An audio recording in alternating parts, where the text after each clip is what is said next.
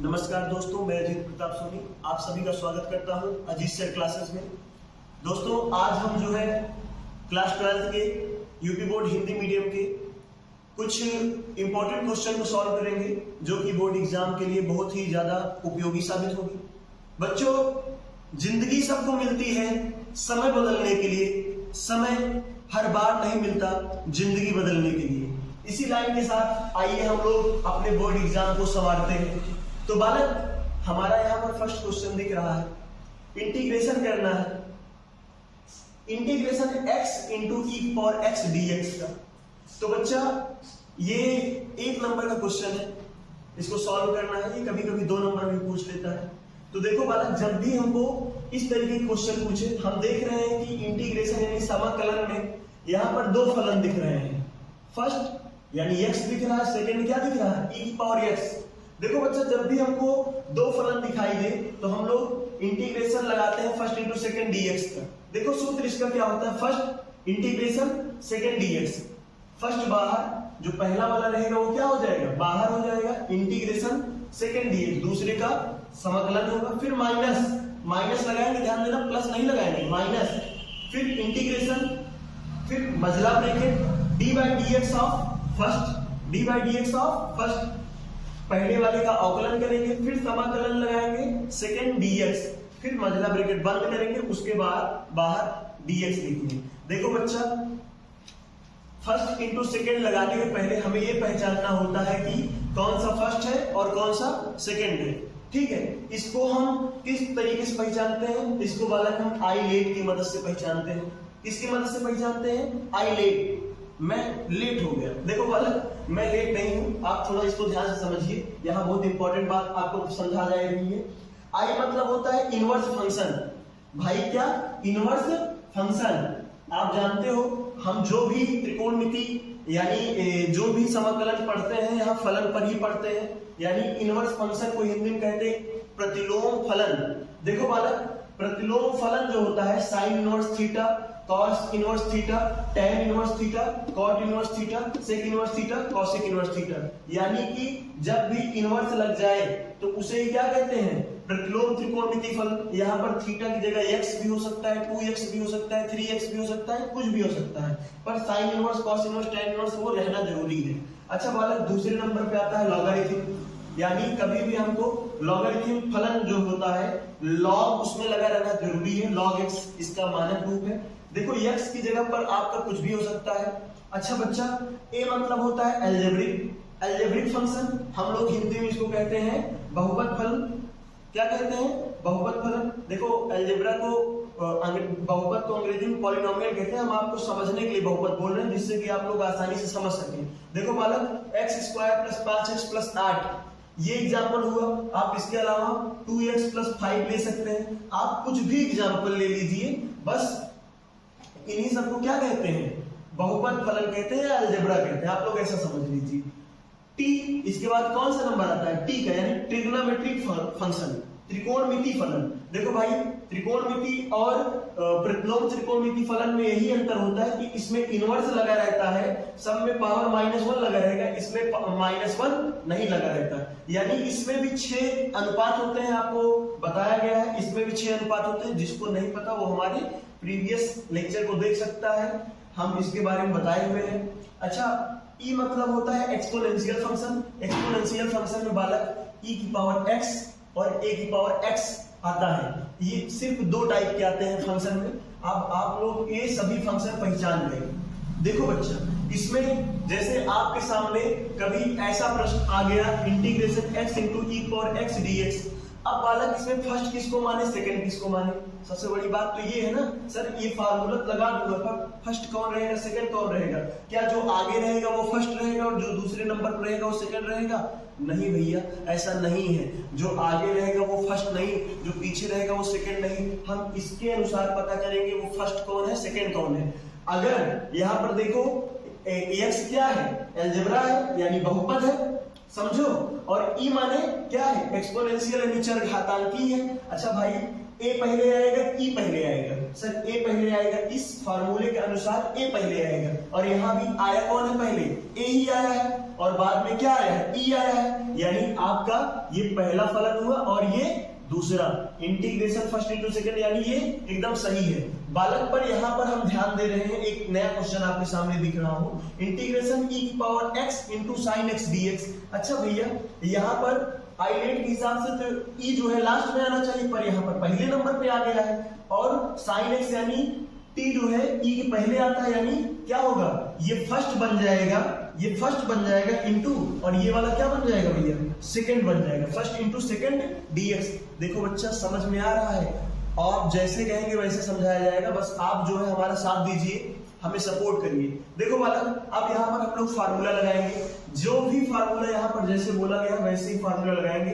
First बाहर करेंगे, first यानी x को बाहर कर देंगे, इंटीग्रेशन सेकंड, सेकंड यानी e की पावर x dx लिख देंगे, फिर आगे माइनस लगा हुआ है, माइनस लगाएंगे, फिर इंटीग्रेशन, फिर मझला ब्रैकेट को मझला ब्रैकेट लगाएंगे, D by D x of first, first क्या है भैया, x है, इसको लिखेंगे सर, फिर देखो समाकलन लगा हुआ है, फिर इंटीग्रेशन सेकंड यानी e की पावर x dx, फिर भैया मझला ब्रैकेट बंद करेंगे, फिर dx लगाएंगे, और देखो बराबर, आपको पता है फार्मूले पूरा सवाल रख दिया गया जैसे ये बोला।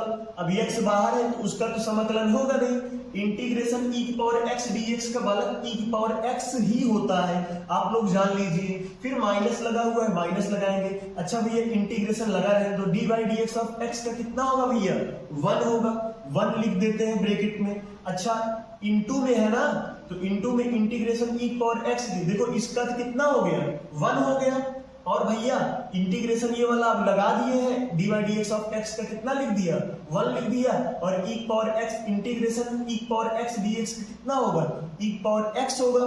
अच्छा, अभी ये ब्रैकेट बंद यानी dx को लगा देते हैं भाई। अब क्या होगा, अब मैं आपको समझाना चाह रहा हूं, x इंटू e की पावर x, फिर minus integration 1 into e power x यानी e power x, integration e power x dx, अभी आपको मैंने बताया ई पावर एक्स ही होगा।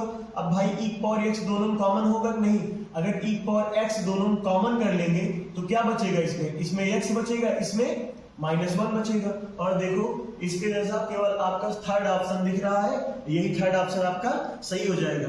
आइए हम नेक्स्ट क्वेश्चन की ओर चलते। तो दोस्तों, जैसा आपको बता दूं, जो एक टाइप का क्वेश्चन मैं करवा दूं उसके जैसा आप लोग घर पे जो है 4-5 क्वेश्चन लगाइए, जिससे कि पेपर में आप लोग के लिए आसानी हो, क्योंकि प्रैक्टिस मेक्स मैन परफेक्ट। देखो बालक, यहाँ पर आपका अगला क्वेश्चन है, यदि समुच्चय n में, n मतलब हम लोग जानते हैं प्राकृतिक संख्या, n मतलब क्या होता है भैया, प्राकृतिक संख्या होता है ना। यदि समुच्चय n में r बराबर आपका ये दिया गया है a, b ना, a बराबर b माइनस 2, यहां पर कंडीशन दे रहा है भैया b का मान क्या होगा, हरदम 6 से अधिक होगा, यानी b का मान क्या होगा, 6 से अधिक होगा। a कुछ भी हो सकता है, पर b का मान क्या होना चाहिए, 6 से अधिक। पर यहाँ पर b क्या दिख रहा है, यहाँ पर ध्यान देना, ये जो भी है ये आगे वाला a है और ये b है, यानी यहाँ a की जगह पर 2 दिया है, b की जगह पर 4 दिया है। भैया यहाँ पर a की जगह पर 3 दिया है, b की जगह पर 8 दिया है, यहाँ a की जगह पर 6 और b की जगह पर 8, यहाँ पर a की जगह पर 8 और b की जगह पर 7। देखो बालक, यहाँ पर b की जगह 4 दे रहा है, जबकि ये कहें क्या रहा है, b की जगह 6 से अधिक होना चाहिए, ये वाला ऑप्शन आपका तुरंत गलत हो गया। देखो b की जगह पर 8 तो हो सकता है, 7 भी हो सकता है, 8 भी हो सकता है, पर भाई आप b की जगह पर 8 रख दोगे तो 8 में से 2 जाएगा, a की जगह पर कितना आएगा, 6 आएगा, और कहीं पर 6 दिख रहा है नहीं, यानी यही वाला ऑप्शन सही हो जाएगा। चलो आइए चलते हैं हम अपने नेक्स्ट क्वेश्चन की ओर। तो दोस्तों, आपका नेक्स्ट क्वेश्चन है, देखिए अवकल समीकरण 2x² d2y/dx2 minus 3dy/dx plus y बराबर 0 की कोटि है, और उसी के जैसा अगला क्वेश्चन आपके सामने, अवकल समीकरण x into y d2y/dx2 plus x dy/dx का whole square minus y into dy/dx बराबर 0 की कोटि एवं घात बताइए। देखो बालक, जब भी हमको इस तरीके का क्वेश्चन मिलेगा, हम लोग जो है अपने क्वेश्चन पर ध्यान देते हैं कि कौन सा उसका ऑर्डर यानी कोटि है, उसका क्या कोटि है ना। जो कोटि होगा, अधिकतम कोटि, जैसे dy/dx अगर उसमें अधिकतम क्या है, अगर वो अवकलन किया गया है तभी अवकल समीकरण होगा, नहीं तो हम उसको साधारणतः क्या बोल देंगे, बहुपद बोल देते हैं। अगर अवकलन हुआ है तो उसको क्या बोलेंगे, अवकल समीकरण बोलते हैं। ध्यान देना, समीकरण में भी इस प्रकार से होता है, यानी dy बाई dx है तो इसकी कोटि हम लोग क्या बोलेंगे, ध्यान देना, कोटि एक होगी ना। अगर d2y अपॉन dx2 है आपका, d2y अपॉन dx2 है तो इसका कोटि क्या होगा, 2, क्योंकि यहां पर 2 बार अवकलन किया गया है। इसी प्रकार से अगर d3y अपॉन dx3 है, यानी 3 बार अवकलन किया गया है तो उसकी कोटि क्या हो जाएगी बालक, 3 हो जाएगी। आप लोग अब बातों को समझ चुके होंगे। ध्यान दीजिएगा, हम पूरे समीकरण में ध्यान देते हैं, उस समीकरण में जो अधिकतम कोटि होगा उसी कोटि को मानेंगे।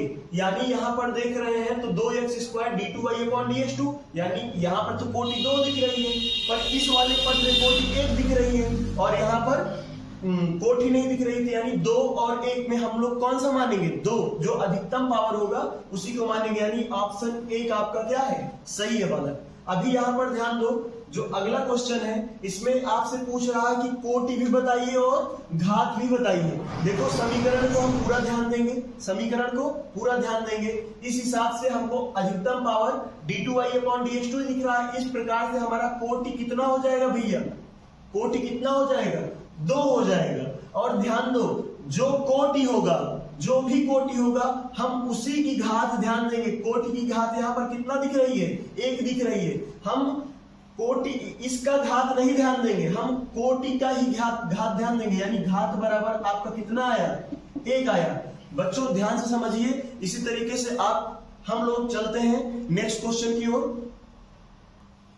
दोस्तों ये क्वेश्चन देखिए, यदि सदिश 2i cap plus j cap plus k cap और i cap minus 4j cap plus lambda k cap परस्पर लंब है तो लेमडा का मान ज्ञात कीजिए। समझ में आ रहा है बालक, लेमडा का मान यहाँ पर ज्ञात करना है। हम लोग को पता है, हम लोग जो है इस वाले वेक्टर को वेक्टर a मान लेते हैं, इस वाले सदिश को वेक्टर a मान लेते हैं और इस वाले सदिश को वेक्टर b मान लेते हैं। देखो भैया, अगर हमारे कार्य आपको अच्छे लग रहे हैं तो कृपया करके हमें लाइक भी करते रहिए और शेयर भी करते रहिए, जिससे कि और भी लोगों का फायदा हो जाए। यहाँ पर वेक्टर a बोलेंगे और इसको वेक्टर b बोलेंगे। अच्छा बालक, vector a dot vector b बराबर 0 होगा, क्योंकि हमें लोग को पता है कि डॉट प्रोडक्ट में i cap dot i cap, यानी अगर डिग्री 0 बना रहा है, अब आपको भी पता है अगर i और i यानी 2 समान चीजों के बीच में 0 डिग्री बनता है, यानी i और i में कितना आता है, 1 आएगा। समझ में आ रहा है कहीं? और चूंकि मॉडुलस ऑफ i कैप और मॉडुलस ऑफ i कैप फिर cos 0। अच्छा बालक ये बताओ, मॉडुलस ऑफ i के वैल्यू कितना होगा, 1।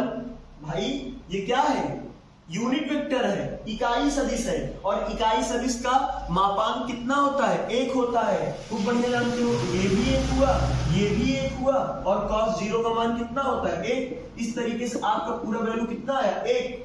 पर भाई अगर आपका यही i cap dot j cap होगा, यानी modulus of i cap modulus of j cap, यानी मापांक ऑफ i कैप मापांक ऑफ j कैप cos 90, हमें पता है कि प्रत्येक अक्ष के बीच में कितना, प्रत्येक 2 अक्षों के बीच में सदैव 90 अंश बनता है, यानी इसका मान तो 1 हो गया, इसका मान भी 1 हो गया, पर cos 90 का मान कितना होता है भैया, 0 होता है, और 0 से किसी भी चीज को गुणा क्या आएगा, 0।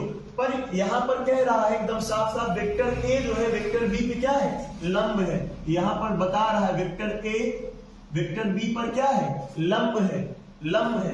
जब लंब है इसका मतलब इन दोनों का डॉट प्रोडक्ट कितने के बराबर आएगा, 0 बराबर। यानी हम लोग आगे जब सॉल्व करेंगे तो इस तरीके से सॉल्व करेंगे, 2i cap plus j cap plus k cap और dot i cap minus 4j cap plus lambda k cap, और बराबर में क्या लिखेंगे, 0 लिखेंगे।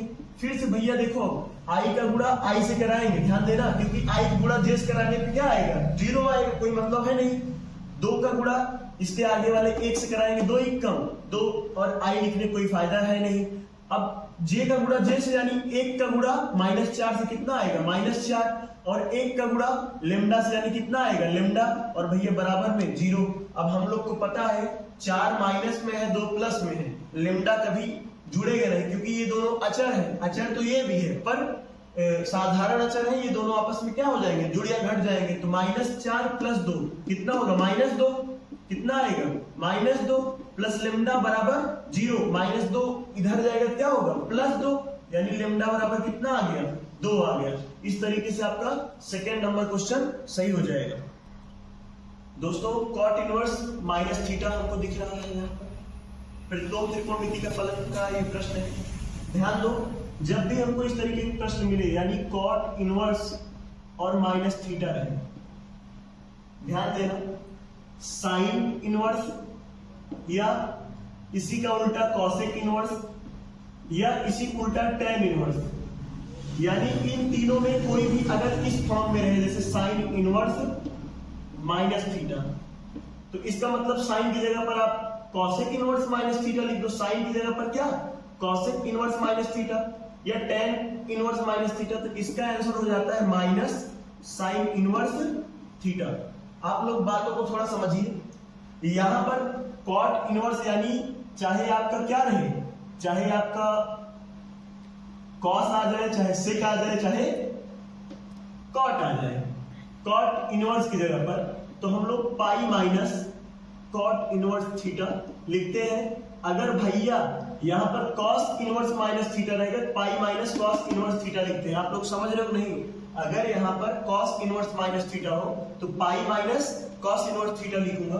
देखो बालक, अब करना क्या है, चूंकि कॉट इनवर्स माइनस थीटा ये वाला फार्मूला लग रहा है तो हम लोग क्या लिखेंगे, pi minus cot inverse bracket के अंदर 1/√3। अच्छा भैया अब समझते हैं हम 1/√3 कॉट में कब आता है, आप कहोगे सर पाई/3 पे आता है। हमने कहा आप बात सही बोल रहे हो, यानी pi minus cot inverse cot पाई/3, सॉरी कॉट पाई/3। एक चीज ध्यान देना, जैसे ये फार्मूला आपका हुआ, ये फार्मूला आपका हुआ, उसी प्रकार से आपका अगर साइन इनवर्स साइन थीटा रहे तो इसके बराबर क्या आ जाता है, थीटा आ जाता है।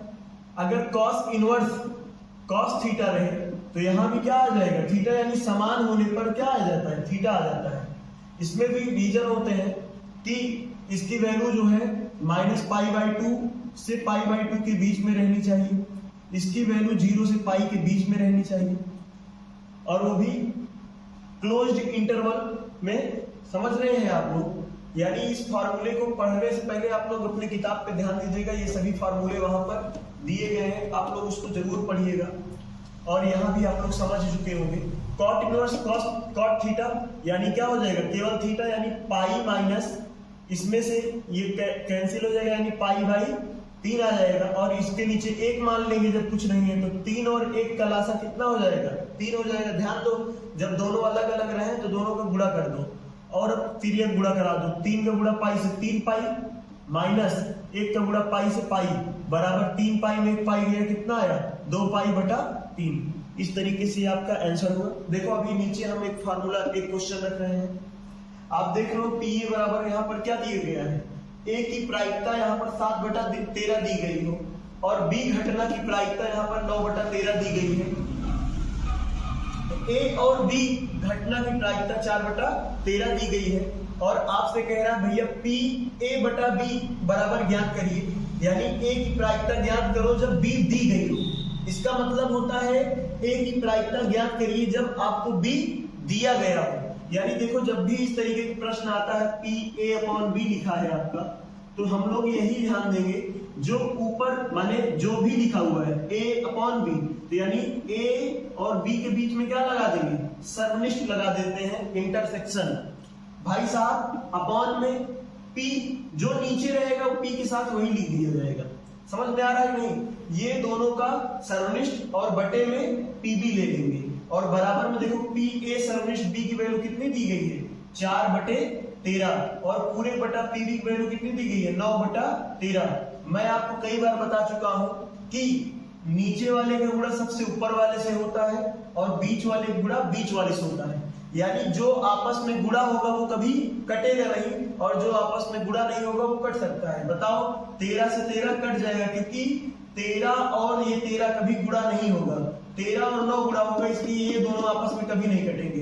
4 और 13 गुणा होगा, इसलिए ये दोनों आपस में नहीं कटेंगे। पर 13 से 13 कट जाएगा, दूसरे से चौथा कट गया। और देखो यहाँ पर एक बचा, जहां कट जाए वहां एक का गुणा 4 से 4 आएगा, और 9 का गुणा 1 से 9 आएगा। इस तरीके से हम चलते हैं अपने नेक्स्ट क्वेश्चन की ओर।